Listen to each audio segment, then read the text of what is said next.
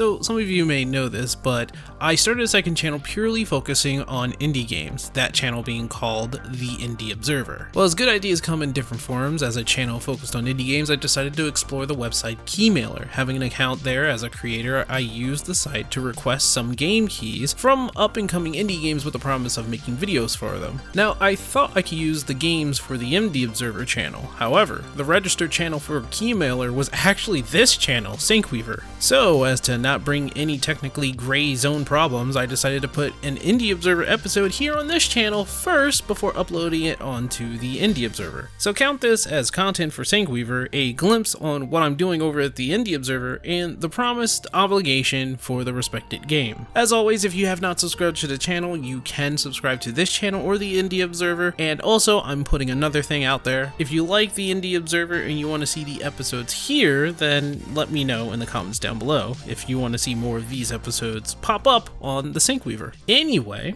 welcome, my observant indie hunters, to another episode of the Indie Observer. Card games, something very close and dear to my heart, and the origin of my name, Syncweaver. For those of you who don't know this, my name originated from a certain archetype in a little game called Yu-Gi-Oh! Unlike now, how it has 15 different ways to summon a monster, back then when the game was, in my opinion, more popular, it had only a few. This was also during the time they had just finished the animated series of Yu-Gi-Oh! GX and were moving on to the next one called Yu-Gi-Oh! 5Ds. And to this day, in my opinion, I think that Yu-Gi-Oh! 5Ds was probably the best animated series on Yu-Gi-Oh! When it came right down to it. No other series piqued my interest until they got into the pendulums, but even still I think 5Ds was just the best one out of them all. Now, they also introduced something else within 5Ds, a new way of summoning a monster called synchro summoning, and I loved it. I loved synchro summoning so much that I practically mastered the one-turn mass summoning combos that was quite tricky to do back in the day because it was really early and young. I summoned synchro monsters so easily, it was like I was weaving a tapestry of monsters onto the field, so the name Syncweaver was born. Now, I think the game Yu-Gi-Oh! Isn't unrelated to today's game because I believe it was inspired off of Yu-Gi-Oh! Itself and Magic and other card games. Final Stardust Cosmic Nexus, a peculiar little card game that I became aware of on Keymailer. I decided to check the game out, hoping I'd see at least a cheap knockoff of Stardust in the game, but unfortunately the game was in early access. So I'm going to presume that most of the cards that they have already created is inaccessible, but that may be a detriment to the review of this game, and I will elaborate on that later on. Anyway, what is Final Stardust? I really can't say there was a story, as there were a bunch of NPCs on a map who you can fight and talk to. Nothing was gained from either fighting or talking with them, for the exception of money, which you can use to buy booster packs in a very limited shop. In this version, I had access to fight everyone you see here, and even before that, you had to start by picking a deck. You have a choice between 4 starter decks which represent different elements. Your choices are Venus, which represents the element of Earth and focuses on Tinky cards, Mercury, which represents the element of water and ice and focuses on healing, Jupiter, which represents the element of wind and lightning and focuses on utility, and lastly Mars, which represents the element of fire and lava and focuses on burst style gameplay. I chose something that I was not comfortable with, which was Jupiter, which used a lot of utility. I'm more of a burst style tanky player, so this was just beyond my field, but I wanted to learn. Now, before we get started with the gameplay, I have to say that all the starter decks all played very similarly. Despite the fact that they give you what kind of play style they go through, each and every deck has practically the same card, just different colors. So in all honesty, I didn't get to play any kind of style, like tank or healing or utility.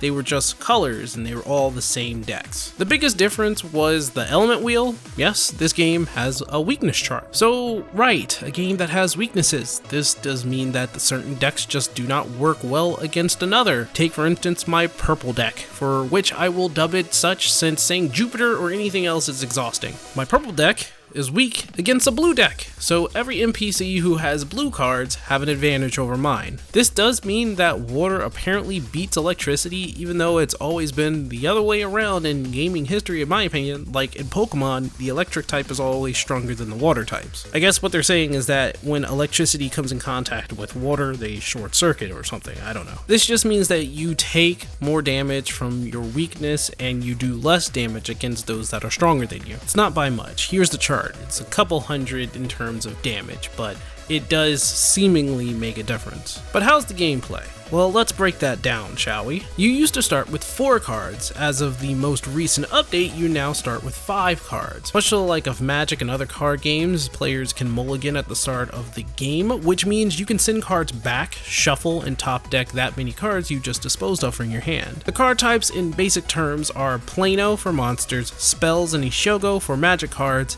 and Mazai for passive cards. And when I say passive cards, I mean if you're playing Yu-Gi-Oh, they would be field cards. Planos can be summoned and attack immediately for the exception of the player who goes first on their first turn. Each Plano has an HP number and an EP number. HP is health of the card and EP is the attack strength. HP does not go back up after battle unless an effect is involved, so after a monster attacks your card, they lose that health until it drops to 0. Planos also have effects. And after checking out their collection in this version, effects for the Plano are a bit wanting. You'll see a lot of Plano sharing the same effects but in different elements, which is kind of disappointing. Even among the evolutions, yes, the cards evolve, each Plano has a level, and following the rule of numbers, like Arbor Dragon if you think of Yu-Gi-Oh, you can summon a level 1 Plano no problem with no cost, but level 2s require the same zodiac sign Plano on the field for them to be summoned. Some Plano require more star counters to be summoned, much alike of Magic the Gathering, where summoning a creature requires the right type and number of land. Star counters are your resources. You use them to summon and use spells. You gain more each turn with the number you receive gradually going up. Now, a bit of criticism, I think level 2 and 3 Plano monsters are overtuned. Some have 3,000 health, making it a hard time to get rid of them, since there isn't an instant death spell that I could find in the game. Some spells do as much as 4,000, which is pretty high, but most level 3 Planos, which I never was able to obtain through the shop,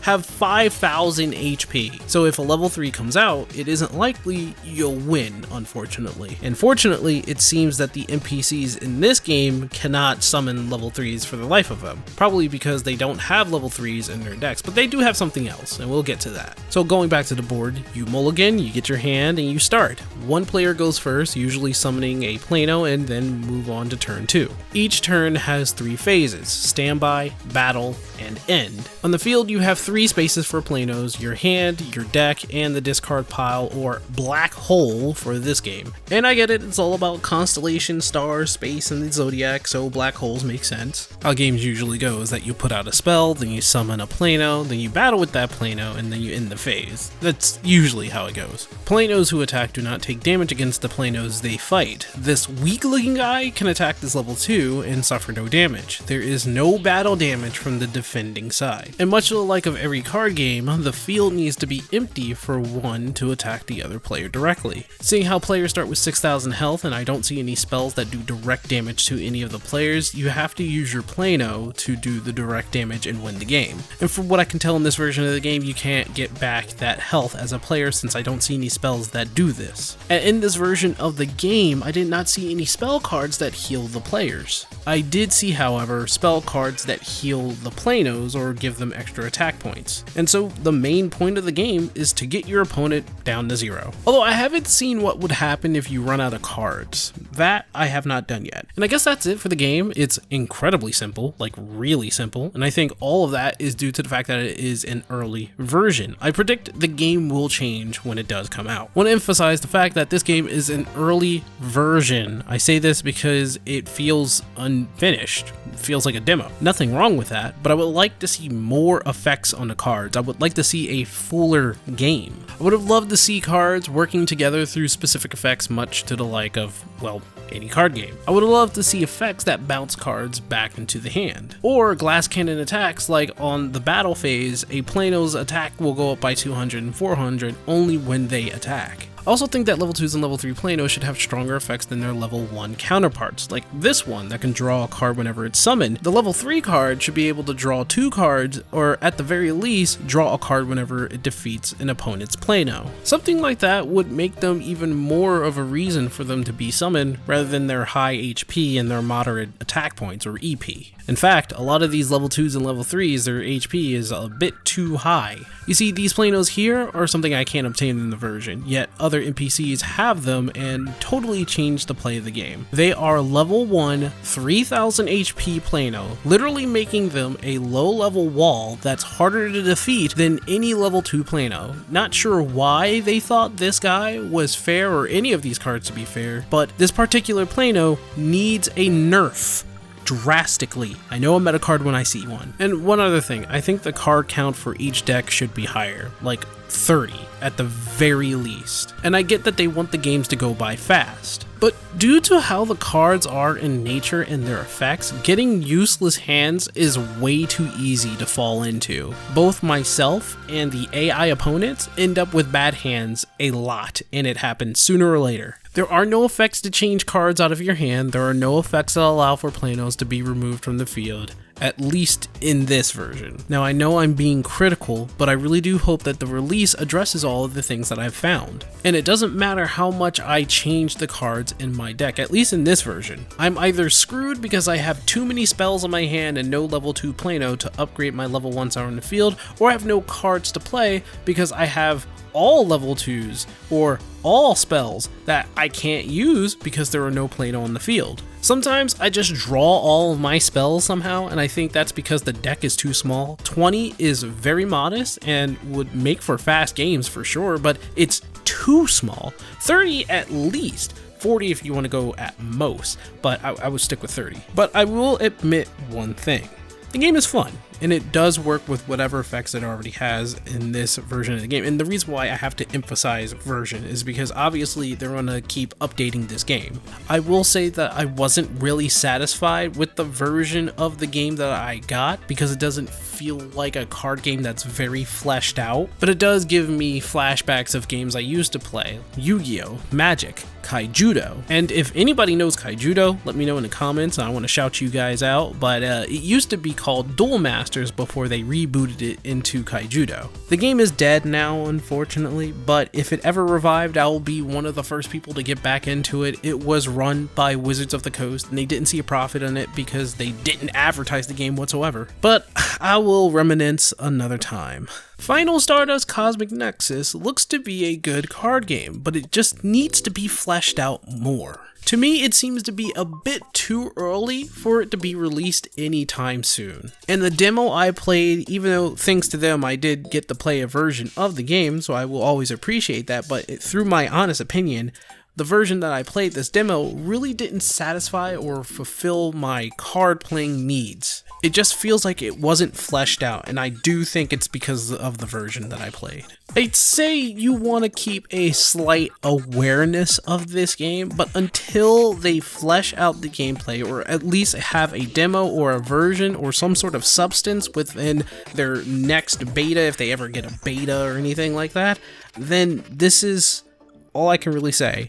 Just be aware of this game. Not saying that you should ignore it, but just be aware. And like I said, it's not like I hate the game, I just think it needs to be more fleshed out. I think they need to show more, have more effects in their cards, make sure everything is peachy and balanced within the game so that nobody is screwed with their hand having level 2s or all spells. So you should raise that card max to like 30, you know? And since it was given to me by Keymailer, I can't really ask you guys what you guys think of the game. But if you play a card game or used to play a card game, then let me know in the comments below and tell me what you think needs to be improved in Final Stardust. Can't wait to see what you guys used to play or still playing. I'm pretty sure I'm going to see a lot of Magic the Gathering or Yu-Gi-Oh! Down there, but I'm going to keep an eye out. Anyway, thanks for watching, and I'll see you next time.